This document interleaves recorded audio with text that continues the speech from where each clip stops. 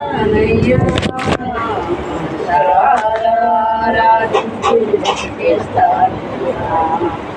ఒంటరి పోరు నన్ను విసిగించిన మనుషులందరూ నన్ను తప్పు పట్టిన ఒంటరి పోరు నన్ను విసిగించిన మనుషులందరూ నన్ను తప్పు పట్టిన ఒంటరి వాడే వెయ్యి మంచి అన్నావు నేనున్నాను భయపడకు అన్నావు ఒంటరి వాడే వెయ్యి మంచి అన్నావు నేనున్నాను భయపడకు అన్నావు నేనంటే నీకు ఎంత ప్రేమ యేసయ్యా నేనంటే నీకు ఎంత ప్రేమ యేసయ్యా నేనుండాలేనయ్యా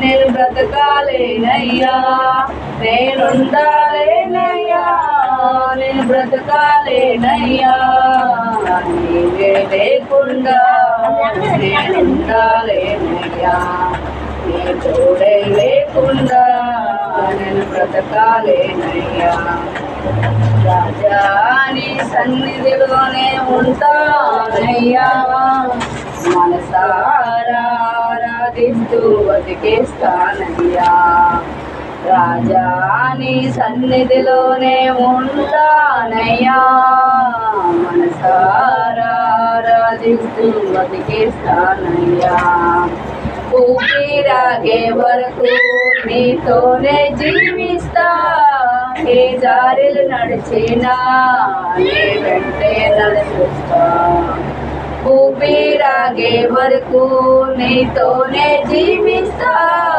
ఏ దారిలు నడిచినా నీ వెంటే నడిపిస్తా విశ్వాసీకర్త నీవేళ గణ్యము నీ మాటలు నడుచుట నాకు ఎంత ఇష్టము విశ్వాసీకర్త నీవేళ గణ్యము నీ మాటలు నడుచుట నాకు ఎంత ఇష్టము నీవంటే నాకు ఎంత ప్రేమ యేసయ్యా నేనంటే నీకు ఎంత ప్రేమ యేసయ్యా నేనుండాలేనయ్యా నేను బ్రతకాలేనయ్యా నేనుండాలేనయ్యా నీ బ్రతకాలేనయ్యా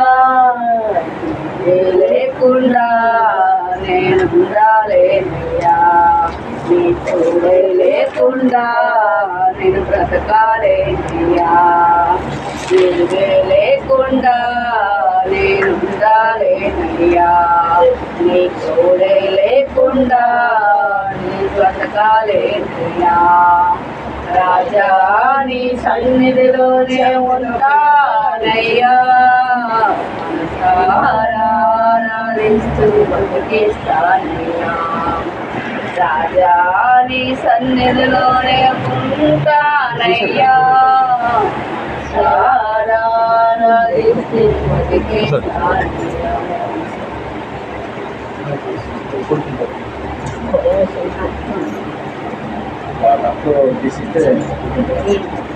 ఓకే మంచిది. మరి విషయం ఏంటంటే పాటలు మనం నేర్చుకునేటప్పుడు మనం ప్రతిరోజు కానీ దేవునితో మనం కలిసిమెలిసి ఉంటే మనకి దేవుడు మరి ఎన్నో మరి మనం నేర్చుకోవాల్సింది ఉన్నది.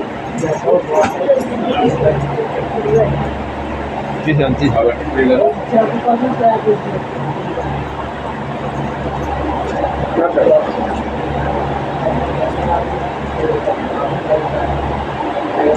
క్రిస్టియన్ జరిగింది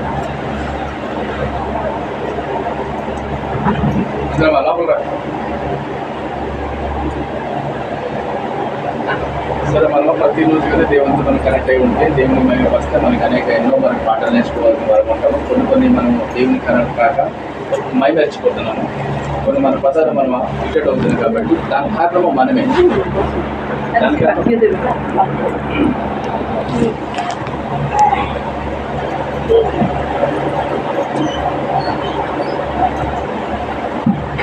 రెడీయా?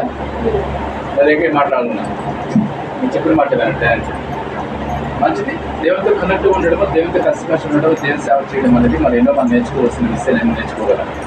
మన దేవునితో మనం ఉండకపోతే కొన్ని విషయాలు మనము తగ్గిపోతాము, కొన్ని మనకి జ్ఞాపకార్థం ఉండదు. కాబట్టి మనం పాడేటప్పుడు కొంచెం పదాలు మనకు అట్రాక్టివ్గా అనిపిస్తుంది. కాబట్టి పదాలు తగిన పాట మనం దేవునికి ఇష్టపడంగా మనం నడుచుకుంటున్నాం. ఓకే, మరి విశ్వాసి కాదు, విశ్వానికి కర్త. దేనికర్త? విశ్వాసి కాదు, విశ్వానికి కర్త. విశ్వానికి లోకము, విశ్వము ఆయనకి కర్త. అంటే ప్రతి పదానికి ఒక అర్థం ఉన్నది. విశ్వాసికి కాదు, విశ్వాము.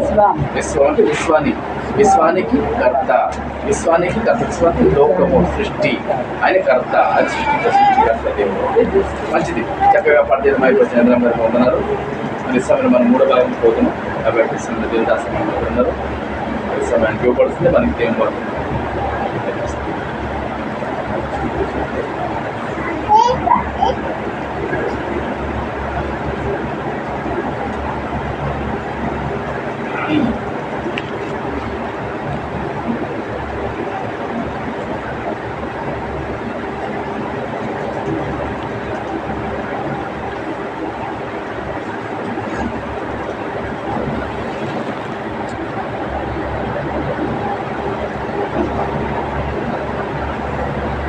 ఓకే, మంచిది. దేవునికి మహిమ కలుగుగాక.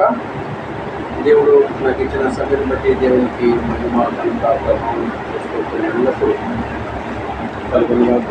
అలాగే దేవుని దాసులకు, దేవుని అందరికీ ప్రభు క్రీస్తు పేరిట మీ అందరికీ నా వందనాలు చేస్తున్నాను. అంటే ప్రార్థనతో సాగిపోతాం. ప్రార్థన.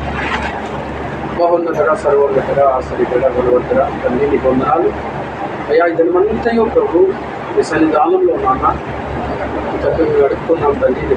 నీకు చివరి అయినా బాగా వచ్చి ఉన్నాం తండ్రి. ఉదయం కాలం నుండి ఇప్పటి వరకు మాకు నడిపించారు అనే విధంగా అనుకున్నాం దేవాయలో మాటలు ఆడుకున్నాం మేము తండ్రి. నమ్మకాల విషయంలో కానీ, స్వార్థ కొడుకు విషయంలో కానీ అనేక విషయాలు గుర్తించున్నాం తండ్రి. ప్రతిదీ కూడా అయ్యా మీకు స్పష్టంగా నువ్వు చూస్తున్నావు కనుక నా తండ్రి నీ చిత్తం ఏదో అదే ప్రభావ జరగలేదు తండ్రి. నీకున్నారు అయినా మేము అయ్యా పని చూసి వారు మాత్రమే తండ్రి దానికి సఫలం చేసే దేవుడు నా తండ్రి నీవే కనుక ప్రభు మా చింత ఏమంటే నీ బాధ పెట్టి మేము ముందుకు సాగిపోతున్నాం తండ్రి. నీ కొందరు మాకు విషయంలో సాయం ఉండాలని నీ సాయం కోరుతున్నాం తండ్రి. ఉదయకాలం నా తండ్రి తండ్రి ప్రభావ నీ దాసులు, నీ దాసురాలు ఎన్నో చక్కటి విలువైన సంగతులు ప్రభావ మాతో పంచుకున్నారు. వాళ్ళ ద్వారా మాతో మాట్లాడావు. నీకు ఉన్నారు దేవా. ఈ 3 వారంలో ప్రభావ మాతో మాట్లాడాలి తండ్రి. మేము ఏ విషయంలో తండ్రి ప్రభావ వెనకాడుతున్నామో, ఏ విషయంలో ప్రభావ నీకు దూరంగా ఉన్నామో ఆ విషయంలో ప్రభావ విలువైన గొప్ప సంగతులు మాతో మాట్లాడి మమ్మల్ని మా జీవితాన్ని కట్టండి, సరిచేయండి. నీకు అనుకూలంగా అయ్యా తండ్రి ప్రభావ మా జీవితాన్ని సరిచేయమని నీ పాద సాయం కోరుచు సమస్త మహిమ గనక ప్రభావాన్ని ఈ ప్రార్థన మాడు రక్షకుడు ప్రభువైన యేసుక్రీస్తు పేరిట అడివేకుంటున్నాం తండ్రి. ఆమేన్. మంచిది. మరి ఎన్నో విలువైన సంగతులు మనం విన్నాం. మరి మొదటి భాగంగా యెహోవా కట్టిన ఇల్లు అని సహోదరులు మాట్లాడుకుని ఎన్నో సంగతులు వాడి ద్వారా మనం నేర్చుకున్నాం. 2వ సెషన్లో మరి సహోదరి ఫలించని వ్యక్తి పరిస్థితి ఏమవుతుంది, ఫలించడం ఖచ్చితంగా అని ఉండాలి. దేవుల్లో ఫలించడము అది చాలా ప్రాముఖ్యత. ఫలించనిది చెట్టే కానీ మనిషే కానీ పరిస్థితి చివరిగా అగ్నిగుండంలో వేయబడతారని మనం విన్నాం. 3వ సెషన్లో కూడా చాలా విలువైన గొప్ప సంగతులు విన్నాం.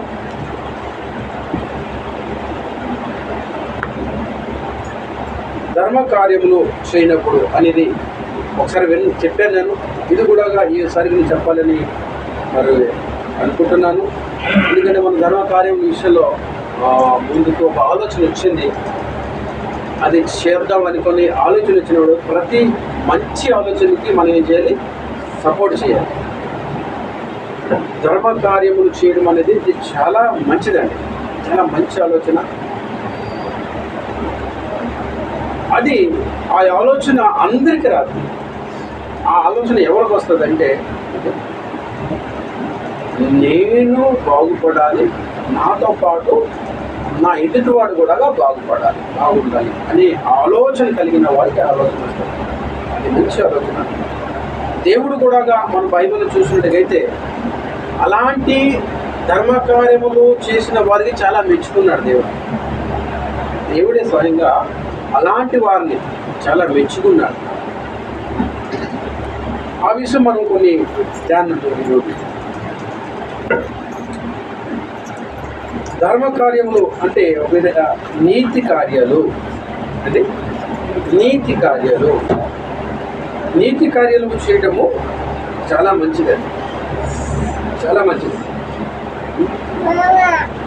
ఒక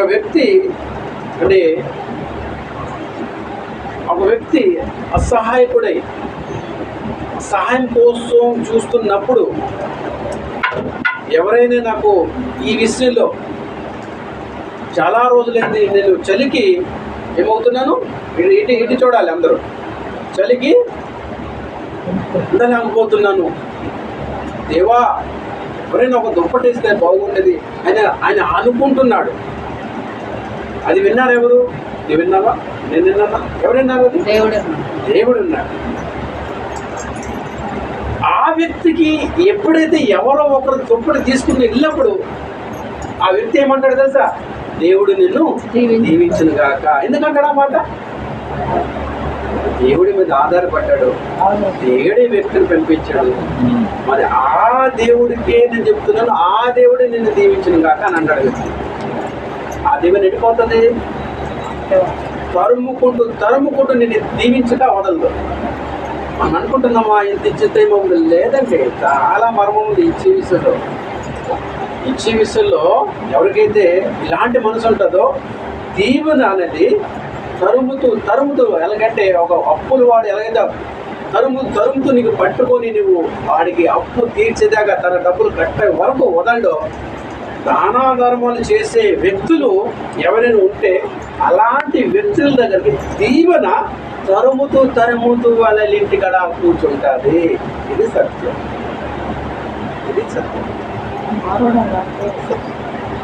చాలా మంది ఇది అర్థం కాదు.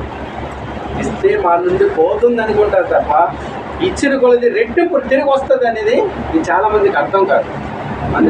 కొన్ని సంగతులు అది వాళ్ళకి అది తెలుసు కాబట్టి, అది తెలిసిన వాడు ఖచ్చితంగా చేస్తాడు. ఓకే, అది దాన ధర్మాలు లేకపోతే నీతి క్రియలు అనేక విధాలుగా మనం చేయొచ్చు. ఒకటి, డబ్బు ద్వారా సాయం చేసి దాన ధర్మాలు చేయొచ్చు, నీతి కార్యాలు చేయొచ్చు. రెండవది, ధనం లేదు, బట్టలు. ఇక్కడ అనేక బట్టలు, ఇప్పుడు అందరికీ నేను చెప్పేది అక్కడ అనేక ఉన్నాయి, నేను వాడలేకపోతున్నాను. అలాంటివి కూడా పొందకూడదని చాలామంది ఉన్నారు. అంటే మన దగ్గర 3 ఉన్నాయి, ఆ 3 కాదు, ఒకడు కూడా లేని వారు కూడా ఉన్నారు. ఈ రోజు బట్ట ఉన్నదంటే రాత్రికి ఏం చేసుకుంటారంటే ఏదో ఒకటి చుట్టుకొని ఉదుగుతూ అదే బట్ట మన తలాలు కట్టుకుంటారు. వాళ్ళు అలాంటి వారు కూడా, అంటే ఒక్కటి తప్ప 2 ఉండదు వాళ్ళు కూడా. అలాంటి వారు కూడా ఉన్నారు. సో అలాంటి వారు ఉన్నప్పుడు ఈమె కూడా 4-5 ఉన్నాయి కాబట్టి ఇది వాడుకోవట్లేదు, పాతవే అని వాడుకోవట్లేదు. ఈ రెండింటిని ఏం చేస్తాను వాడుకొని ఆ రెండింటిని సంఘంకి తెచ్చి పెట్టేస్తాం. అవి ఏం చేస్తాం మనము? మళ్ళీ మంచిగా మనం ఉతికి మంచిగా ఐరన్ చేసి కొత్తగా అలా చేసి మరి ఏం చేస్తాం మనం? అదే బట్టల్ని లేని వారికి అలా త్వరగా చేయొచ్చు. మనం బట్టల్లో మనం చేయొచ్చు. ఇంకా 3వది, భోజనం ప్రకారం కూడా భోజనం ద్వారా కూడా మనం ఏం చేయొచ్చు? నీతి కార్యాలు చేయొచ్చు. ఒకటి, ధనం ఇచ్చి నీతి కార్యాలు చేయొచ్చు. రెండోది, వస్త్రాలు ఇచ్చి కూడా నువ్వు ధర్మకార్యాలు చేయొచ్చు. 3వది, భోజనం కూడా పెట్టి ధర్మకార్యాలు చేయొచ్చు. ఇంకా అసహాయకులకు అలాగా, ఉదాహరణకు చంద్రపేణి గారు ఎక్కడ వెళ్ళి కిందకి వెళ్ళలేకపోతున్నారు, వాళ్ళు చేయబెడుతూ కింద దింపారు. లేదు, ఇంటికి అయ్యా నాకు ఇంటి బదులే కొంచెం అంటే ఖచ్చితంగా ఇక్కడ బదులు ఉంది, దేవుడు ఇచ్చాడు ఇవ్వండి, వెళ్ళి వదులు. ఎందుకు? ఆయన నడవడానికి పెట్టలేదు. ఏమే ఉదాహరణ కాదు, అనేకులు అలాగా నీకు కనిపించినప్పుడు, అలాంటి వారిని కనిపించినప్పుడు నడవలేనయ్యా నాకు కొంచెం వదిలే, ముఖం తిప్పి వెళ్ళిపోకూడదు, వాళ్ళకి సహాయం చేసే వెళ్ళాలి.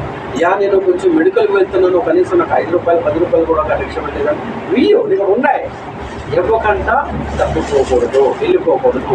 ఆ విధంగా సహాయం చేస్తూ కూడా నువ్వు ధర్మ కార్యంలో చేస్తున్నావు. అది దేవుని పని, దేవుడు ఇష్టపడే పని, దేవుడు బాగా నచ్చే పని అది. వ్యక్తిగతంగా అది వ్యక్తిగతంగా చెప్తున్నాను. మీరు వ్యక్తిగతంగా అది చేసుకునే పని లేదు. ఓకేనా? రోగి పడున్నాడు, నీకు డబ్బులు లేవు, బట్టల్లో ఏమి లేదు, నీకు తెలుసు ఒక ఫలానా ఇంట్లో ఒక రోగి పడున్నాడు, నువ్వేం చేయాలి? ఆ రోగిని సేవ చేయాలి. ఆమె బట్టలు కొనడమో, ఆమె ఇల్లును ఉంచడమో, లేకపోతే ఆమె కోసం ఏదో కొని తెచ్చి అంటే వండిసి పెట్టడమో, ఆమె వదిలేసిన గిన్నెలు వదిలేసిన కానీ తోముకోలేదు, నువ్వు వెళ్ళి ఆ తోమేసి పెట్టడము, ఆమె చీర దుప్పటి కట్టుకుంటే అది ఉతికేసి పెట్టడము, అది కూడా సేవ, అది కూడా ఏమంటారు? ధర్మకార్యమే. ధర్మకార్యం అంటే ఎన్ని విధాలుగా ఉంటాయన్నమాట.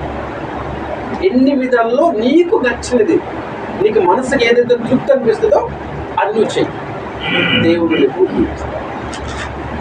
ఓకేనా? ఈ విధంగా మనము ఏం చేసుకోవచ్చు?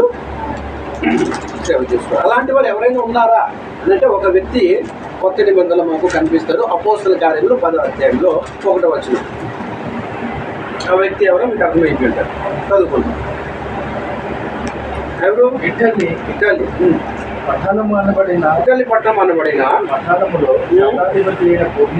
శతాధిపతి అయిన కొర్నేలి అను భక్తిపరుడు, ఒక భక్తిపరుడు, అన్నియుడేనండి ఈయన భక్తిపరుడు. కైసరు అనే ఊళ్ళు ఉండేను. అతడు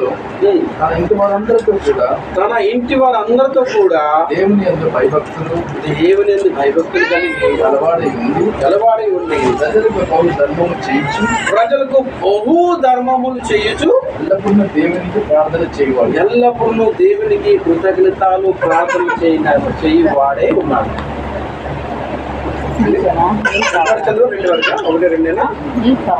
ఈ వ్యక్తి మనకి అనిపిస్తుందండి, ధర్మకార్యాలు చేయడము, దేవుని మీద ఆధారపడము. ఒక శతాధిపతి నిర్ణయం ఏంటంటే వాడు తెలుసుకుంటే ఎందుకని పెంచాలి, ఇది నా డబ్బులు వస్తున్న జీతాన్ని కానీ వస్తున్న రాబడి ఎందుకు పెంచాలి అని అనుకోవచ్చు కదా. లేదు, వచ్చిన జీతాన్ని ఏం చేస్తున్నాడు? చేస్తున్నాడు. ధర్మకార్యం చేసి కట్టడం, బట్టలు ఇవ్వడం. అలాగ చేసిన ద్వారా ఈయన మీద ఎవరు దృష్టి పడ్డది? దేవుని దృష్టి పడ్డది. చేసేది ఈయన పని ఏదో చేసుకుని పోతున్నాడు, ఎవరి మీద ఆధారపడలేదు. దేవుడు నాకు ఇస్తాడని ఆధారం ఏం లేదు. కానీ ఈ పనులు చేయడం ద్వారా అనేకులకి సహాయం చేసిన ద్వారా, అనేకులకి ఈయన కష్టాలతో పంచుకోవడం ద్వారా దేవుని దృష్టి ఎవరి మీద పడ్డది? కొర్నేలు అనే వ్యక్తి మీద పడ్డారు. అప్పుడు 31 చదువు.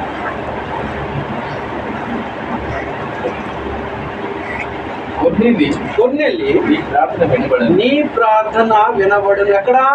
దూతల్లో వచ్చి చెప్తున్నారు, దేవుడిని ప్రార్థన వినేశాడు.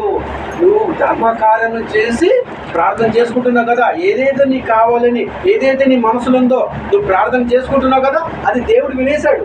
అందుకు నన్ను పంపించాడు దేవుడు నీ దగ్గరికి. చెప్పు. నీ ప్రార్థన వినబడను, నీ ధర్మకార్యములు దేవుని సముఖములో జ్ఞాపకము పడి ఉన్నవి, దేవుడికి చేరాయి.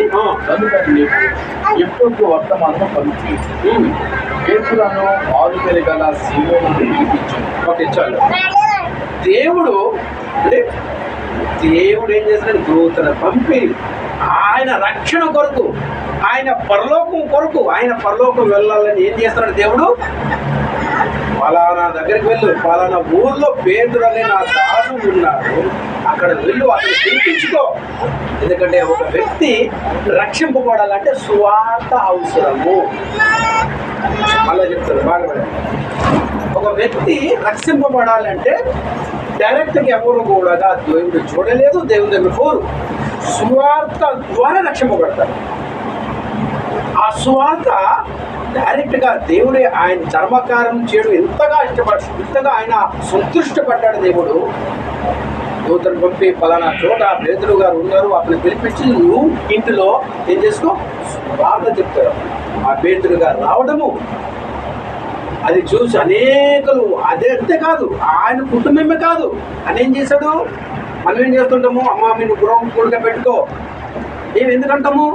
నువ్వు గృహగడ పెట్టుకున్న ద్వారా నువ్వేం చేస్తావు? నీ వారిని, నీ బంధువుల వారిని, నీకు తెలిసిన వారిని తెచ్చుకొని గృహం నందు కూర్చోబెడతావు. ఆ గృహం నందు కూర్చోబెట్టితే ఏమవుతుంది? స్వార్థ వారికి అందించబడుతుంది. కొన్నేళ్ళు ఒక పని చేయలేదు, ఇంకొక పని ఏం చేస్తున్నాడు తెలుసా? ఒకటి ధర్మకార్యం చేస్తూ, రెండోది ఎప్పుడైతే తెలిసిందో ఒక సేవకుడు, ఒక దేవుని సేవకుడు వస్తున్నాడు నా ఇంటికి, నేనేం చేయాలి? జ్ఞానంతో ఒక 10 మందినో ఒక 50 మందినో అందరికి తెలియజేశాడు. ఎందుకంటే ఆయన వస్తాడు, నేను ఎందుకు ఖాళీ వదిలే, ఆయనకి ఖాళీగా ఎందుకు వదిలేయాలి? దేవుడు మాటలు వింటాను, నేను వింటాను, నా కుటుంబం వింటాది, నా బంధువులు వినాలి, నా స్నేహితులు వినాలి అనుకుని అందరిని పిలిపించి ఒక చోట కూర్చోబెట్టాడు.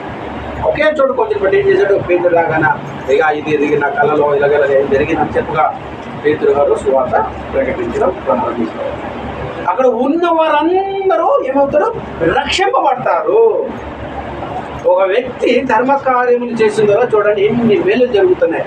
ఒక వ్యక్తి ధర్మకార్యం చేసిన ద్వారా దేవుని దృష్టి ఆయన మీద పడటము, దేవుడు ఆయనకి కరుణించడము, ఆ దేవుడు ఆయనకు ఆ కుటుంబం కొరకు కరుణించండి దేవుడు ఆలోచన అయితే, కానీ ఆ వ్యక్తి ఏం ఆలోచిస్తున్నదా? నేనే కాదు, నా బంధువులు కూడా రక్షింపబడాలని ఆ వ్యక్తి ఆలోచించాడని. నేనే కాదు, నా కుటుంబం కాదు. ఒకవేళ ఆయన వచ్చాడు, నా కుటుంబం కూర్చొని పెట్టి చక్కగా వాక్యం అంటే మేము రక్షింపబడతాము. అంతేకే కాదు, నా బంధువులు కూడా పిలిపిస్తాను, నా స్నేహితులు కూడా పిలిపించి నా ఇంట్లో కూర్చొని పెడతాను, నా ఊరు వాళ్ళు కూడా పిలిపించి నా ఇంట్లో కూర్చొని పెడతాను, వాళ్ళకు భోజనం పెట్టి వాక్యము వినిపిస్తాను. అది ఆయన ఆలోచన. ఇది అంత చక్కటి ఆలోచన కొన్నేళ్ళు కాదు. ఆ ఆలోచన ఎరిగిన దేవుడు వదిలేసా దీవించాడండి. రక్షణ ఇచ్చి రక్షణ కన్నా మించిన దీవెన ఏముంది? ఆ కుటుంబానికి రక్షణ వచ్చింది. రక్షణ అంటే చెప్పాలి, రక్షణ అంటే ఏంటిది?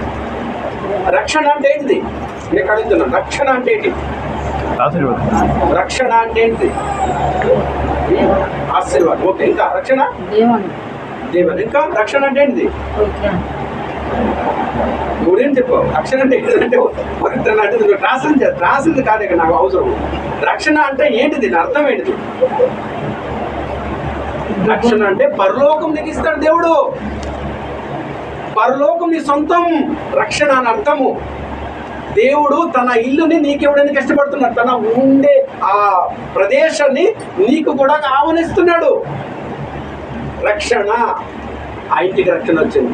చక్కయ్యా త్వరగా దిగుము, ఈ రోజే ఈనాడే నీ ఇంటికి రక్షణ వచ్చును. నువ్వు కూడా అబ్రాహాము కుమారుడే, పరలోకానికి నువ్వు వారసుడే. దేవుని బిడ్డ, ధర్మకార్యములు చేయటం ద్వారా ఎన్నో మేలులు ఉన్నాయి. ఎంత పోతుంది అంత వస్తుంది అని లెక్కలు పెట్టుకోకండి. లెక్కల ద్వారా మనం లెక్కలలో ఉండిపోతాం. ధారాళముగా ఇస్తే ఏమవుతుందండి? ధారాళంగా దేవుడు తెలుస్తాడు. అది సత్యము, ఇది నిజము. దేవుడు ధారాళంగా నేను ఆర్థికంగా కూడా దీవిస్తాడు, పరలోకంలో కూడా నీవు దీవించబడతాడు. దానికి కొన్ని 30 ఆరు చదివండి. 30 ఆరు చదివేసారు కదా, 30 ఆరు చదివి మనకి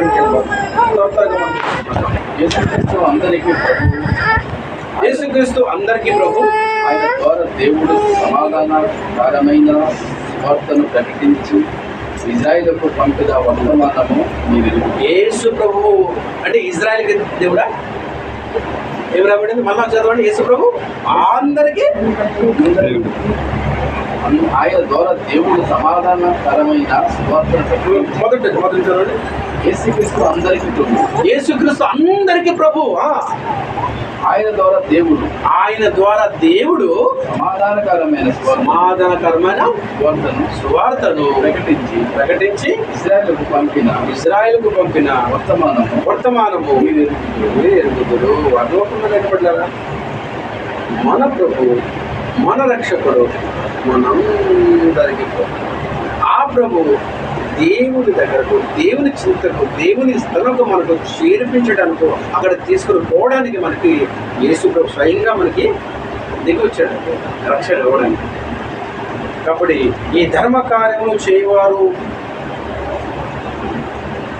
ఎప్పుడు కూడా ధర్మకార్యం లేకపోతే మన ధనాన్ని ఖర్చు పెట్టినప్పుడు, మన బట్టలు ఖర్చు ఇచ్చినప్పుడు, లేకపోతే మన దగ్గర ఉన్న ఏది కూడా మనం ఇతరులకు ఇచ్చినప్పుడు ఎప్పుడు కూడా మనము దీవించబడతామే తప్ప మనము తగ్గిపోము, మన నుండి తరిగిపోదు.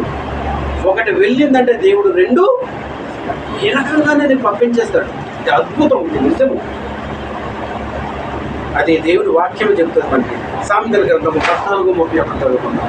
సామెతల గ్రంథము 14:31.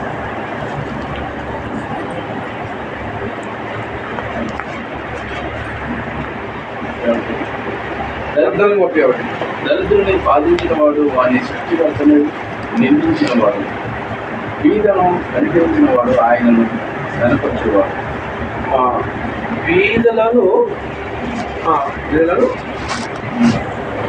దరిద్రుని బాధించేవాడు వాని సృష్టికర్తను నిందించినవాడు, తన సృష్టికర్తను నిందించినవాడు, బీదను కనికరించేవాడు ఆయనను కనపరిచేవాడు. అర్థమవుతుంది అదనమాట. బాగా వినండి. దరిద్రుని బాధించువాడు, ఎవరైతే దరిద్రుని బాధిస్తారో, బాధించే తెలుసు కదండి, వీళ్ళకి ఎవరు లేరు. చాలామంది ఏం చేస్తారంటే తెలుసా, వీళ్ళకి ఏ దిక్కు లేని వారికి ఒక విధంగా రాజులకు పతనం చేస్తుంటాడు. ఎందుకంటే వాడికి అడిగేవారు, వాడి పక్షాన అడిగేవారు ఎవరు లేరు. ఆయనకి తెలిసినప్పుడు రాజులాగా లేకపోతే అధికారులాగా ఒక గుండాలాగా ప్రవర్తిస్తుంటారు. ఉన్నారు అన్నటువంటి, ఉన్నారు చాలామంది ఉన్నారు. ఇక మనం ఏం చూసుకుంటున్నామంటే, బీదవాన్ని కనికరించేవాడు ఆయనను కనపరిచేవాడు, దరిద్రుని బాధించేవాడు వాని సృష్టికర్తను నిందించేవాడు, బీదవాన్ని కనికరించేవాడు ఆయనను కనపరిచేవాడు. మన బీదవాళ్ళని ఎప్పుడైతే మనం ఏం చేస్తాం, కనికరిస్తాం. కనికరించడం ఏంటంటే, నీ వల్ల నువ్వు ఎంతైతే నువ్వు శక్తి వల్ల ఏం చేస్తున్నావు, ఆయన సహాయం చేస్తున్నావు. బీదవాన్ని కనికరించేవాడు అతడు ఏమవుతాడండి, ఆయనంటే దేవుని కనపరుస్తున్నావు. ఒక పేదవాడిని నువ్వేం చేస్తున్నావు, కానీ కనికరించడం ఏంటంటే, ఇదే మనం మాట్లాడుకున్నాం కదా అనేక విధాలుగా ధర్మకార్యంలో. ఆ ధర్మకార్యం ఏది కూడా అతనికి చేసినప్పుడు నువ్వు ఎవరు కనపరుస్తున్నావు, స్వయంగా దేవునికి కనపరుస్తున్నావు. ఇతనికి సేవ చేస్తున్నావు, అతని ద్వారా దేవునికి నువ్వు కనపరుస్తున్నావు. స్తుతి చేసుకుంటూ రయ్య పగలు పరిశుద్ధుడు అని చెప్పుకుంటూ ఫలితం లేదు. నువ్వు ఏ పరిశుద్ధుడా స్తుతి చేయకపోయినా ఒక పేదవాడుకు నువ్వు పరిగణించినప్పుడు ఆ స్తుతిగా మారిపోతుంది, ఆరాధనగా మారిపోతుంది, ఆయనకి కనపరిచిన వాడుగా మారిపోతుంది. అర్థమవుతుందా? ఆ క్రియ ఎలాగ మారిపోతుంది? నువ్వు చేసే పేదవాడికి కనికరించిన క్రియ ఎలా మారిపోతుంది? దేవునికే కనపరిచిన వాడుగా క్రియగా మారిపోతుంది. ఫస్ట్ రెండేది మనం చూసుకుందాం. సామెతలు 19:17. అదే సామెతలు 19:17.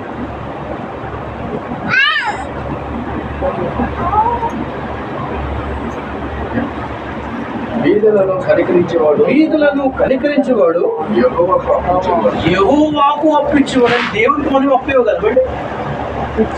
మరి ఇక్కడ రాయబడి ఉంది కదా, పేదవాడికి నువ్వు కనికరిస్తే, పేదవాడికి నువ్వు సాయం చేస్తే నువ్వు నాకు అప్పించినట్టుగా దేవుడు అంటున్నాడు. మన దేవునికి అప్పించాడు వాళ్ళు. దేవుడు మనకు ఇవ్వడం సాయం చేయడం, కానీ మనం దేవునికి సాయం చేయడం ఏంటి, లేకపోతే అప్పోవడం ఏంటి? మన అర్థం ఏంటి ఇక్కడ అంటే, నువ్వు పేదవాడి పక్కన నువ్వు 10,000 రూపాయలు ఖర్చు పెట్టావనుకో, అది నువ్వు నా అకౌంట్లో వేసుకో, నువ్వు నాకు ఇచ్చావని రాసుకో అని దేవుడు చెప్తున్నాడు ఇక్కడ. పేదవాడికి ఇచ్చావు కదా, అతను గడక్కు వదిలే, కానీ ఇది నేను దేవునికి ఇచ్చాను, దేవుడు నాకు ఎంత తక్కువ అని రాసుకో. అదే చెప్తున్నాడు దేవుడు. నువ్వు పేదవాడికి ఇస్తే నాకు ఇచ్చినట్టుగా, ఒక లేని వాడికి ఇచ్చినప్పుడు నువ్వు నాకు ఇచ్చినట్టుగా, నువ్వు నన్ను అప్పించినట్టుగా అర్థం. దేవుడికి అప్పిస్తే దేవుడు మనలా మనుషుడా అంటే అప్పుని మిట్టడానికి నేను తీసుకోలేదు అంటాడండి దేవుడు. నేను తీసుకోలేదు అంటాడు దేవుడు. అప్పుకోవడం అనేది నీకు ఒట్టితో సహా కలిసిస్తాడు దేవుడు. అంటే ఒట్టితో కలిపి దేవుడు నీకు ఇచ్చేస్తాడు. అప్పు ఏమంటాడు దేవుడు? బీదలను కనికరించేవాడు, యెహోవాను అప్పించేవాడు. రెండో లైన్, వాని ఉపకారమునకు ఆయన ప్రతి ఉపకారము చేయను. అర్థమవుతుందా? ఉపకారం అంటే మెయిన్, వాడి తనకు ఉపకారం చేశారు. ఏంటి? అతను ఇక్కడ ఏమి లేదు. ఉదాహరణకి భారత్ పని గారి దగ్గర, ఇది పడేకని చెప్పండి, జరిగింది చెప్తున్నాను. సడన్గా గ్యాస్ అయిపోయింది. అతను గ్యాస్ అయిపోయింది. నాకు బ్రదర్ ఫోన్ చేశారు, బ్రదర్ మనకు గ్యాస్ అయిపోయింది, మరి ఏం చేద్దాము అంటున్నారు. చెప్పాలి, అక్కడ ఒకటి ఉంది, ఒకటి కాలుతుంది, ఒకటి తీసుకుని వెళ్ళిపోయాడు చెప్పాడు. అతనికి ఇచ్చాడు, అదే మహారాష్ట్ర మాదైపోయింది. అంటే ఏ రోజు పక్కన తీసుకుని వెళ్ళిపోయారు, అదే రోజు రాత్రి మాకైపోయింది. మరి ఏం చేసుకుంటాం? మరి బుక్ చేస్తే ఎంత వచ్చేస్తారా? రాదు. దేవుడి మీద ఆధారపడి ఒకటి ఏదో ఒకటిలాగా నడిపించడానికి అడ్జస్టింగ్ ఉంది. అది చిన్నపోయాడు, అది నాతో అవి నడుచుకుంటూ వెళ్ళిపోయాడు. నడుచుకుంటూ వెళ్ళిపోయింది. ఆయన అవసరం తీరిపోయింది. అదే 2 రోజులతో మళ్ళీ గ్యాస్ మనకు వచ్చింది. వంట ఆగిపోయిందా? వంట. కానీ నేను చేస్తాను, ఒక్కని ఉపకారం కోసం నేను వెనకాడగా ఉపకారం చేశాను. దేవుడు దానికి రెట్టింపు నాకు ఎలాగైనా కూడా నా వంట బంద్ అయిందా, లేకపోతే ఎవరు కూడా వస్తున్నట్టు చేశాడా, మనసును చూస్తాడు దేవుడు. నువ్వు ఎజిట్ వాడికి ఇవ్వడానికి నీ నుండి ఎలాంటి మనస్సు కలిగి నువ్వు ఆయనకే సాయం పెట్టి నువ్వు పోతాడు. అది చూస్తాడు దేవుడు. ఏ విధంగా అయినా కూడా నిన్ను రెట్టింపు ఉపకారం చేస్తాడు దేవుడు. ఒక్కొంతులు రెట్టు ఉపకారం చేయవు, దేవుడు నీకు రెట్టింపు ఉపకారం చేస్తాడు. అర్థమవుతుందా? రెండు దాన ధర్మాలు చేసే విధాల్లో ఎన్ని లాభాలు ఉన్నాయి, కానీ ఇవ్వడం లేదంటే జ్ఞానం లేక, బుద్ధి లేక. నేను ఖర్చు పెడితే నాకు పోతుంది అనుకుంటాను, కానీ అయ్యో నేను ఇస్తున్నాను, దేవుడికే నేను ఇస్తున్నాను, దేవుడు తిరిగి నాకు ఇచ్చేస్తానని మర్చిపోతున్నాను. ఎందుకు? సరైన అవగాహన లేక. ఎక్కువ చెప్తాను, నేను ఇచ్చిందంటే నేను స్థలం లేదు, నాకు చెప్తున్నాను, వాస్తవం చెప్తున్నాను. నాకు స్థలం లేదేం లేదు. మేము వెళ్ళాము, ధర్మరాజు గారి, నేను, అప్పని అందరూ వెళ్ళాము. అక్కడ అనౌన్స్ చేశారు ఏంటంటే, మా కాడ అయిపోయావు డబ్బులు. అక్కడ కనీసం 10,000 ఉంటారు కదా ఆ స్టేడియంలో. ఢిల్లీకి వెళ్ళాము, 10,000 ఉంటారు. అంత జనం 3 కోట్లు భోజనం పెట్టడము, హోటళ్ళు రూమ్లు ఇవ్వడము చేశారు. పెద్దగా చేశారు. వాళ్ళు అనౌన్స్ చేసిన బట్టి మాకు డబ్బులు అయిపోయాయి, మరి మీ ఎవరైనా మాకు సాయం చేయాలి, లేకపోతే మాకు బంద్ అయిపోద్ది అని చెప్పారు. మీ వల్ల మీకు ఎంత సాధ్యమైతే మీరు ఇవ్వండి, కానూరూపంగా నడిపించుకుంటాము అని చెప్పారు అనౌన్స్. అని ఇచ్చారండి. అందరూ ఇచ్చుకుంటూ ఒక పాప కాలేజ్ అమ్మాయి 2 రింగులు తీసి కానుక పెట్టలే ఇస్తుంది. అమ్మ ఎందుకమ్మా? ఆమె ఏమన్నదంటే, దేవుని సేవ కన్నా నా రింగులు గొప్పగా, అది దేవుని సేవ ముందు జరగాలని ఇచ్చే సాక్షులు ఉన్నాడు. నాకు కూడా ఏం లేవు, 1000 రూపాయలు ఉండాలి, నేను దేవుని సేవ తీసివేశాను. నాకు కోరిక ఉండాలి, నాకు సొంత ఇల్లు ఉండాలి. అది ఇచ్చి 1 సంవత్సరం కూడా కాలేదు, దేవుడు నాకు సొంత స్థలం ఇచ్చాడు. సత్యం ఇది. దేవుడికి నీవు ఇచ్చి చూడు, దేవుడు నేను రెట్టింపకపోతే నువ్వు నాకు సత్యము. రెండోది డాబా డాబాలు లేకపోతున్నాం. డాబా మా చెత్త వీళ్ళు కనీసం అని అయిపోయింది, డాబా వెళ్ళకపోతున్నాం. అప్పైనా కూడా నేను డాబా వేసుకోవాలి, చెత్త వేసుకోవాలి. మనం వెళ్ళాం, దీనికి వెళ్ళాం, మీటింగ్ కోసం వెళ్ళాం కదా, అక్కడికి మన జేమ్స్ గారి మీటింగ్కి వెళ్ళాం. నా సొంత డబ్బుల నుంచి 3,000 రూపాయలు తీసిస్తారు. 3,000 సేవ జరిగింది. ఆ కొన్ని నెలల తర్వాత స్లాబ్ వేయడం ఉంటాయి. అంత ఎందుకు 4 సంవత్సరాలు 5 సంవత్సరాలు ఆగాను, ఎందుకు వెళ్ళకపోయాను? ఇచ్చాను. అక్కడ 2 నెలల తర్వాత అప్పుడు లోన్ కోసం సక్సెస్ ఇస్తే వెంటనే అయిపోయింది. కానీ 5 సంవత్సరాలు ట్రై చేస్తాం కాలే. వీళ్ళకి అడగడం వల్ల లేదనము, అప్పుడు లోన్ అడగడం వల్ల లోన్ ఇవ్వడం లేదు. కానీ ఇచ్చాను లోను, ఏదో పనుకోండి అయ్యింది కదా, పని కూడా అయిపోయింది కదా. అంటే నేను చెప్పేది ఏంటంటే, దేవుడు మన మనసుని చూస్తాడు, నీవు చేసే ఉద్దేశం చూస్తాడు. నువ్వు అడుగుతున్నావు, ఇస్తున్నావు, అది ఏ పని కొరకు అది కూడా చూస్తాడు. అది మంచి పని కొరకైతే ఖచ్చితంగా నేను దీవించగా వదలడు. ఓకే, మనం ముందుకు వెళ్ళిపోతాం. ఏప్రిల్ రాసిన పత్రిక 10వ అధ్యాయం 25వ వచనం, 10:25.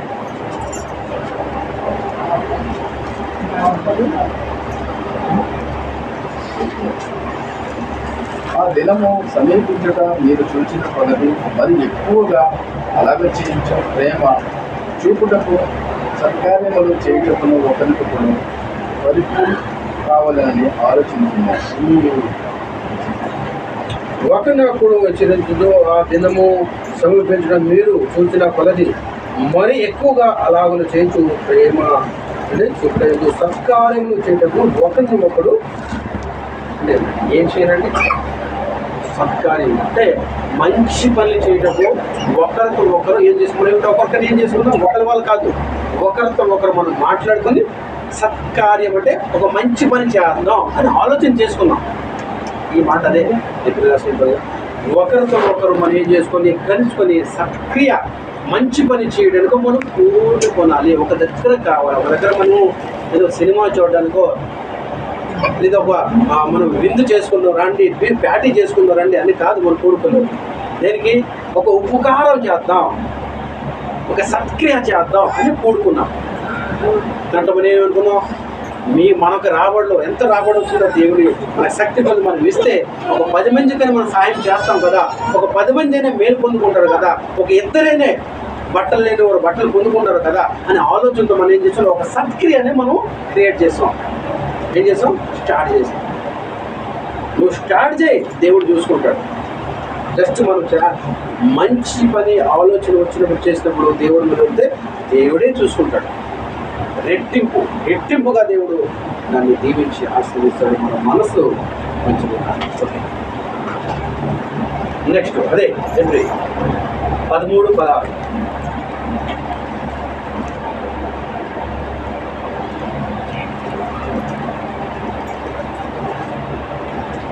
ఉపకారములకు ధర్మమును చేయు మర్చిపోకుడి. ఉపకారమును ధర్మమును చేయటకు మర్చిపోకుడి. అట్టి యుగములు దేవునికి ఇష్టమైనవి. అట్టి యాగములు అంటే అట్టి పనులు ఎవరికి ఇష్టమైనవి? మళ్ళా చదవండి స్లోగా. ఉపకారములు. ఉపకారములు అంటే ఉపకారం అంటే చెప్పండి. ఉపకారం అంటే అదే ఉపకారం అంటే మంచి చేయడం, మేలు చేయడం, ఒకరికి ఏది విధంగా అయినా కూడా మనం వాళ్ళకి సహాయం చేయడం అంటే ఉపకారం. ఉపకారములు చేయొచ్చు, ధర్మములు చేయి ఉపకారములు ధర్మములు చేయటకు మర్చిపోకండి. మరలా దేవుడు మనకి జ్ఞాపకం చేస్తూ దాసుల ద్వారా ఏమంటాడు, ఉపకారములు ధర్మములు చేయటము మర్చిపోకండి నా బిడ్డలారా, మర్చిపోకండి. మంచి పని, నాకు ఇష్టమైన పని. అట్టి యాగములు. అట్టి యాగం అంటే అట్టి పనులు దేవునికి ఇష్టమైనవి. మన ధర్మ కార్యములు చేయడము ఎవరికి ఇష్టమైనవి? ఎవరికి? రమేష్ గా, ధర్మరాజు దేవునికి ఇష్టమైనప్పుడు మనం అందరం ఏం చేయాలి? ఒకరికొకరు చెయ్యాలి. ఎందుకు? నా దేవుడికి ఇష్టము, నా దేవుడికి ఇష్టం ఏదో అదే నాకు ఇష్టమని నీ ఆలోచనలు పుట్టుకు రావాలి. దేవుడి ఇష్టమే నా ఇష్టం, దేవుడి ఆలోచన నా ఆలోచన, దేవుడు చిత్తమే నా చిత్తము అనే ఆలోచన మనకు పుట్టుకు రావాలి. అదే నీతి. దేవుడు అదే చూస్తాడు. దేవుడికి నచ్చి పని లేదంటే నువ్వు చేయడం మర్చిపోకరా నాన్న. చెయ్యు. నువ్వు పేదవాడికి నువ్వు నాకు పంపిస్తున్నావు, వాడికి కనికరించడం నన్ను కనపరుస్తున్నావు. స్తుతి ఆరాధన అని చెప్పుకుంటూ అంటే ఏ దేవుని పని ఉండరు. అంగీకరిస్తాడా దేవుడు అలాంటి స్తుతి? ఏం స్తుతి చెయ్యు చేయకూడదు. ఆరాధన, స్తోత్రము, పాటలు పాడు. కానీ ఈ క్రియలు ఇలాంటి దేవునికి నచ్చి పని చేసినప్పుడు అవేమవుతుందో తెలుసా? స్తుతిగా మారిపోతాయి, ఆరాధనగా మారిపోతాయి, పాటలుగా మారిపోతాయి. ధూపముగా వెళ్ళి దేవుని సన్నిధికి కర్నూలు అదే చేశాడు కాబట్టి ఆ ప్రార్థన వెళ్ళిపోయింది, దేవుని సన్నిధికి చేరుకుంది, ధూపం వల్లే చేరుకుంది. 8గురుమా పర్లేదు, 6గురుమా పర్లేదు, 7గురుమా పర్లేదు, ఇచ్చి చూడు, ఇచ్చి నన్ను శోధించంటాడు దేవుడు. ముందు ఇయ్యు, తర్వాత శోధించు. కాబట్టి ఇచ్చేటప్పుడు నలుగుతోనో, విసనముతోనో, కష్టముతోనో ఇవ్వండి. అది ఇచ్చినే మీకు ఫలితం ఉండదు, దీవెన ఉండదు. సంతోషంతో 100 రూపాయలు ఇస్తున్నావా, సంతోషంతో నీవు 1000 ఇస్తున్నావా, ఆనందంతో ఇవ్వు. నా దేవుడికి ఇష్టం.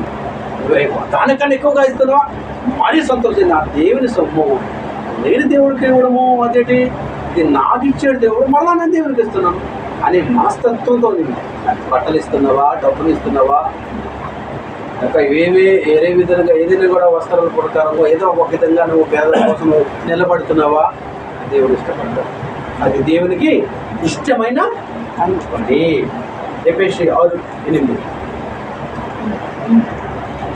ఎఫెసీ 6:8.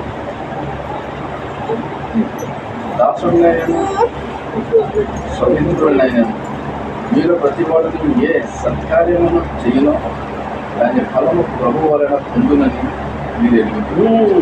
దాసుడునైనను స్వతంత్రుడైనను మీలో ప్రతి వాడును ఏ సత్కార్యములు చేయను, ఏ సత్కారము చేయను. ఎవరైనా కూడా నువ్వు దాసు ఒక కూలివాడవా, చేయి సత్కార్యము. ఒక ధనవంతుడివా, చేయి సత్కార్యం. నువ్వు పేదవాడు, నేను పేదవాడు, నువ్వు పేదవాడు అనుకుంటున్నావు. పేదవాడుగా నువ్వు ఆలోచించదు. దేవుడు నాకు ఇచ్చిన దాంట్లో నేను బహు ధనవంతుడు అని ఆలోచించి రావాలి. దాసుడునైనను స్వతంత్రుడైనను సేవ చేయుడి. దాసుడైన స్వతంత్రుడు మీలో ప్రతి వాడును ఏ సత్కార్యము చేయనో దాని ఫలము ఎవరి వలన పొందును, ప్రభు వలన పొందునని మీరు ఎరుగుదురు. మనం ఏది చేస్తామో దేవుడు దాని ప్రతిఫలంగా ప్రభు మనకి ఇస్తాడు. ఎవరి వాగ్దానం ఇది? దేవుడు వాగ్దానం. చెయ్యి, నీ వెనక నేను ఉన్నా, ముందడుగై నేను ఉన్నాను నీ వెనక అని దేవుడు మనకి చెప్తున్నాడు. చెప్పండి, సత్కార్యం చేయడం మంచిదా? ధర్మకార్యాలు చేయడం మంచిదా? లేదా మన నుండి ఏదో పోతుందా? మనం దాచుకున్న సొమ్మంతా తరిగిపోతుందా? తరుగుతుందా, పెరుగుతుందా? ఇచ్చి కొలది మనం తరుగుతుందా, పెరుగుతుందా? పెరుగుతుంది. దీపించబడతాను, ఆశీర్వదింపబడతాను. ఇవ్వకపోతేనే ఇది వాస్తవం. ఏం బిడ్డలా? కాబట్టి మంచి మనసు దేవుడు మనం నేర్చుకోవాలి. అది మనం ఖచ్చితంగా మనం యాకోబు పత్రిక 2:5. యాకోబు పత్రిక 2:5. సహోదరులారా, నా ప్రియ సహోదరులారా ఆలోచించండి. ఈ లోక విషయంలో దరిద్రులైన వారిని విశ్వాసమునందు భాగ్యవంతులుగాను నన్ను ప్రేమించిన వారిని వారి వాగ్దానము చేసిన రాజ్యములకు వారసులుగాను ఉండుటకు దేవుడు ఏర్పరచుకొనలేదా? అంటే మొట్టమొదటిగా దేవుడు ఎవరి గృహంకి వచ్చాడంటే ధన్వంతరి గృహంకి వచ్చాడా?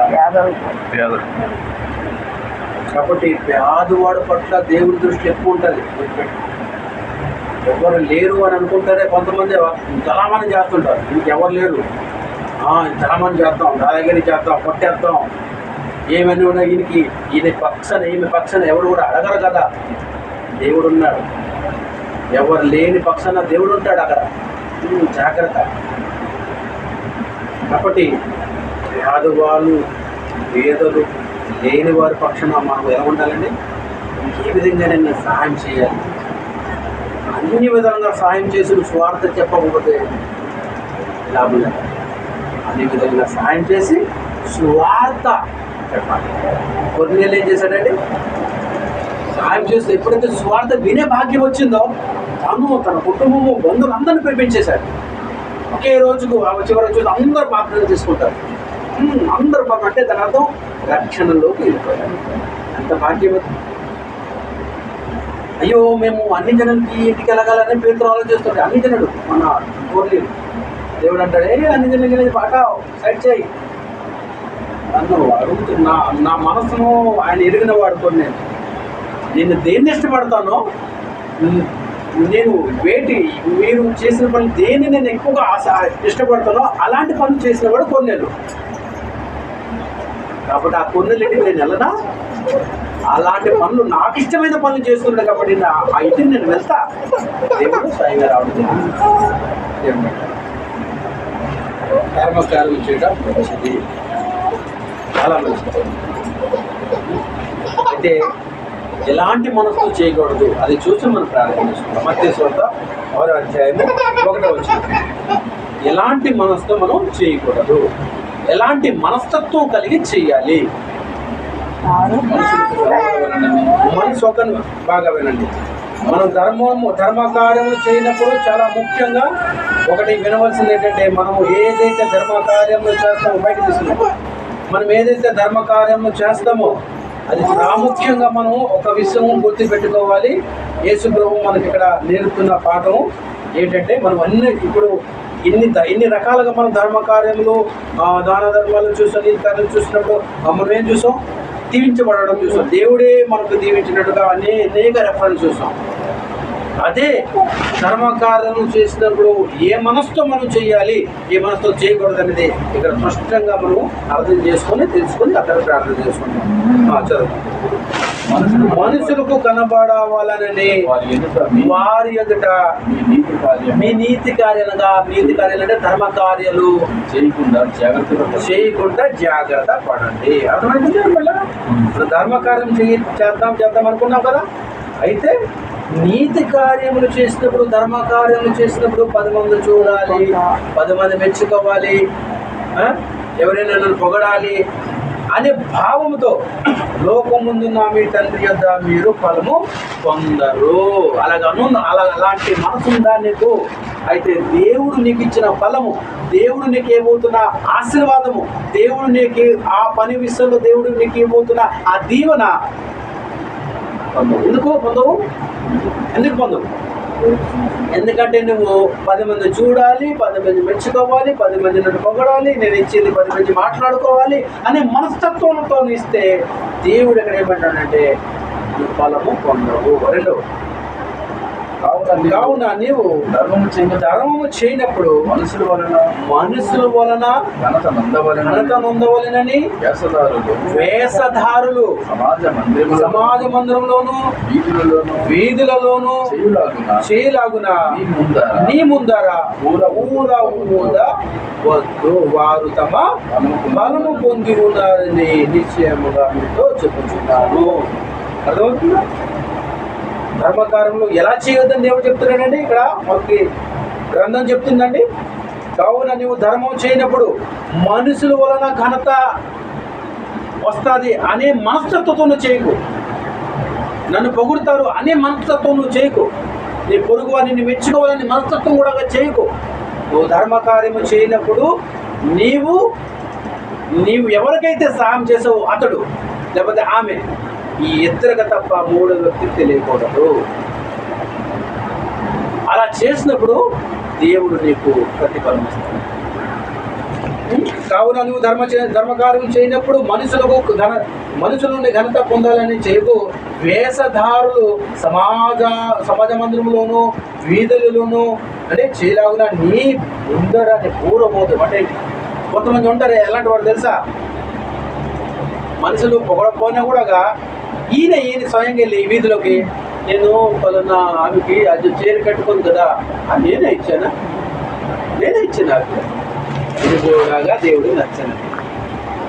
ఆమె లొంగి దానికే చూడు కదా అడుగు ఎవరు ఇచ్చారు? మేమే ఇచ్చాము. అది కూడా దేవుడు నచ్చదు. స్పష్టంగా దేవుడు చెప్తాడు. ఎన్ని దీవులను మనం ఆలకించాం, దీనిలో కూడా పడిపోతే లాభం లేదు. అయ్యో ఎన్ని చేసి దేవుడు నాకు ఆశ్రయించాడు, ఎందుకు రమేష్ తప్పు చెప్పాడేటో అనుకుందాం అంటారు. ఇది చూసాం. పొడి చేయి ఇచ్చింది, ఎడం చేయి అంత సీక్రెట్గా మనం ధర్మకార్యం చేయాలి. మనం ఎంతమంది ఉన్నాము? 1 2 3 4 5 6 7 ఉన్నాం. 7 ఒక వాగ్దానం చేసుకున్నాం, ఒక మాట ఇచ్చాం దేవుడి సన్నిధిలో. ఏంటది? నాకు వచ్చిన రాబడిలో ఎంతో కొంత దేవుని సన్నిధిలో ఇచ్చేస్తారు. అది ధర్మకార్యములు అన్నట్టు, శుభకార్యములు, మంచి కార్యములు, సత్క్రియలు, ఎన్ని పేర్లు అవన్నిట్లో అవి ఉపయోగపడతాయి. అవి చేసినప్పుడు దేవుడు చూసి ఊరుకుంటాడు అనుకుంటున్నావా? ఊరుకోడండి, చూడండి, చేసి చూడండి. తర్వాత నెక్స్ట్ సంవత్సరం మనం మాట్లాడుకుందాం. మన బ్రతుకులు ఎలాగ మారితే అప్పుడు చూద్దాం ఖచ్చితంగా. అయితే కండిషన్ ఉంది, ఇక్కడ కండిషన్ ఉంది. ఎవ్వరు కూడా నీవు చేస్తున్నది చెప్పకూడదు. ఇది కండిషన్. ఇది చెయ్యు కానీ చెప్పొద్దు. పలానా చీర నేనే ఇచ్చింది, పలానా ఆ నువ్వు కట్టుకుని నేనే ఇచ్చాను. అది డంబం, మూడ. నీకు నువ్వు మూడ ఊదుకుంటున్నావు. ఏమంటారండి?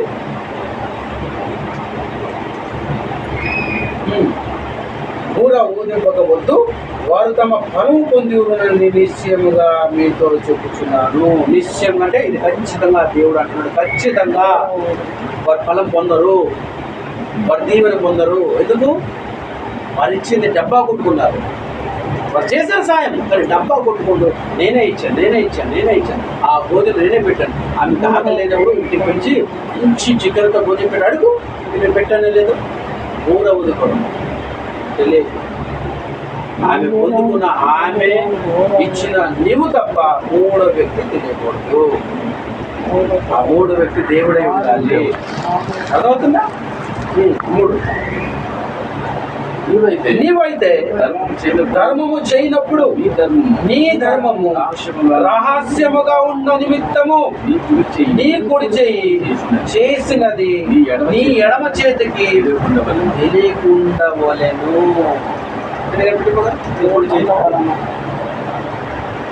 ఎంత సీక్రెట్ చేయాలి, ఎంత రహస్యంగా చేయాలంటే, నువ్వు కుడి చేయి, నీకు డబ్బులు ఉన్నాయనుకో, నీకు తెలుసా ఈ డబ్బులు ఎంత ఉన్నాయని అక్కడ లేదు, నువ్వు పెట్టాను. నాకు కూడా తెలియదు, ఎందుకంటే నాకు చూసుకోలేదు. అతనికి ఇచ్చినప్పుడు అది 100 వెళ్ళిందా, 2 రూపాయలు వెళ్ళాయా, 10 రూపాయలు చూసుకోండి. లెక్కపడి కొంతమంది చందాలుగా ఇస్తారు తెలుసా. మన గురువుపడి పెట్టుకున్నప్పుడు మేము లెక్క పెడుతుంటాం. దాంట్లో రూపాయి ఉంటుంది, 2 రూపాయలు ఉంటుంది. పిచ్చగాడికి ఇస్తున్నావు ఏంటిదా అని మాకు అర్థం కావట్లేదు. దేవుడికి ఇస్తున్నావు అయ్యా, రూపాయి 2 రూపాయలు ఏంటి ఉంటాయి. కానీ మనం లెక్క పెడుతుంటాం. రూపాయలు కావచ్చు, 2 రూపాయలు కావచ్చు, 5 రూపాయలు, 10 రూపాయలు కావచ్చు. ఏంటిది మేము చేసుకున్న లేదు, అలాగా దాచి పడతాను. దేనికి సార్ ఇది రిపేర్ అయింది, ఎవరు పడతారు. మొన్న మనం రిపేరింగ్ చేస్తాం, 2 బ్యాటరీలు అన్నీ పడ్డాయి, అన్నీ రిపేర్. ఇది మౌంట్ కూడా పోయింది, అది కూడా ఏం చేయాలి, మరి రిపేర్ చేసుకోవాలి. ఏ డబ్బులతో ఖర్చుతున్నాయి? మీరు ఇస్తున్నారే, మనం అందరం ఏం చేసుకుంటాం, ఆ డబ్బులతో ఖర్చు.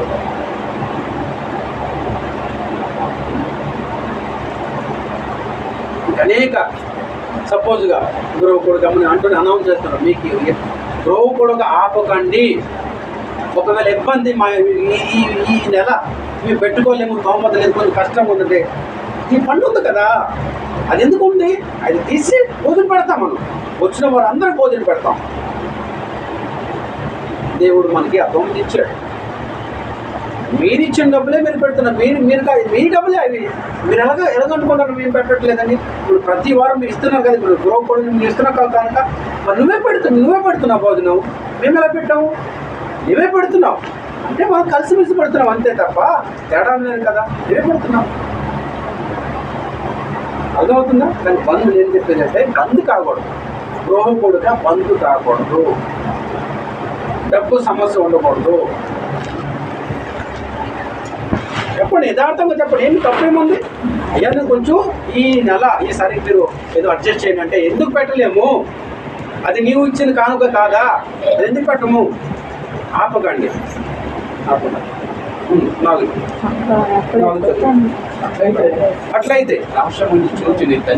అట్లయితే రహస్యమందు చూచుచున్నాను నీ తండ్రి. నువ్వు రహస్యంగా దాన ధర్మాలు చేస్తున్నావు, ఎవరు కూడా చెప్పట్లేదు నువ్వు ఏం చేస్తున్నావు. ఎవరు ఇప్పుడు గొర్రెలు చేసింది 10 మంది చెప్పాడండి, ఊరికి చెప్పాడండి.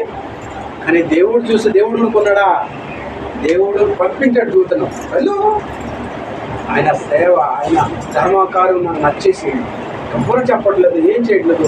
కానీ వచ్చిన జనం అంతా ఖర్చు పెట్టేస్తున్నాడు, వచ్చిన రావడం అంతా ఖర్చు పెట్టేస్తున్నాడు, రామధర్మం చేస్తున్నాడు. వెళ్ళు వాళ్ళ ఇంటి ముందు దీవించరా, వెళ్ళు రక్షణ ఇచ్చిరా, దూతను పంపించాడా?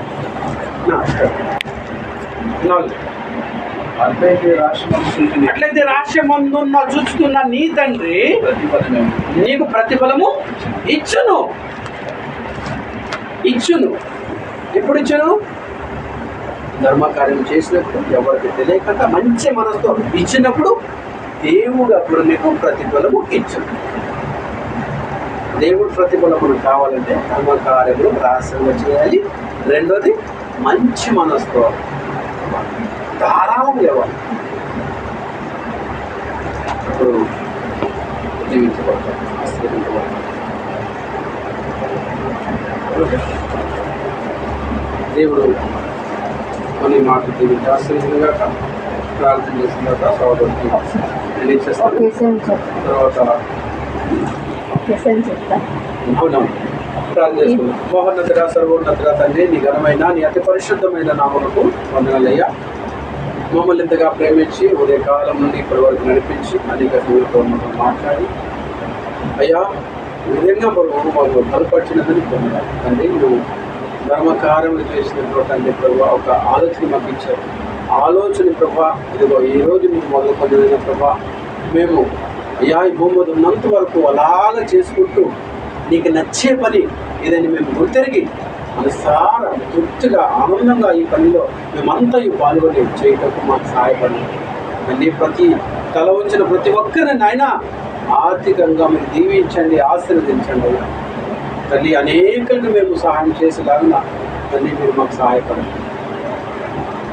మీరు మాకు ఇచ్చిన విలువైన గొప్ప సమయాన్ని బట్టి మరొకసారి మనసారా తండ్రి నీకు ధన్యవాదాలు తెలియజేసుకుంటాం.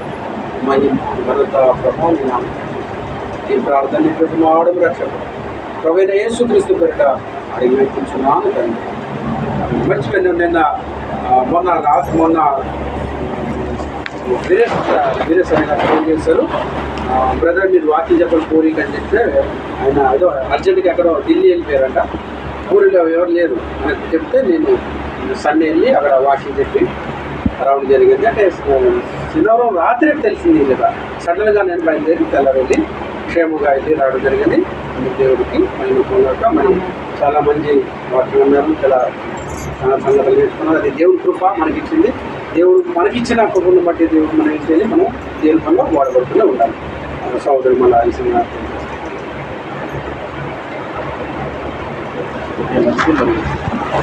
ధర్మకార్యం గురించి మరి ఎన్ని సందర్భంగా నమోదు ధర్మకార్య విషయాల గురించి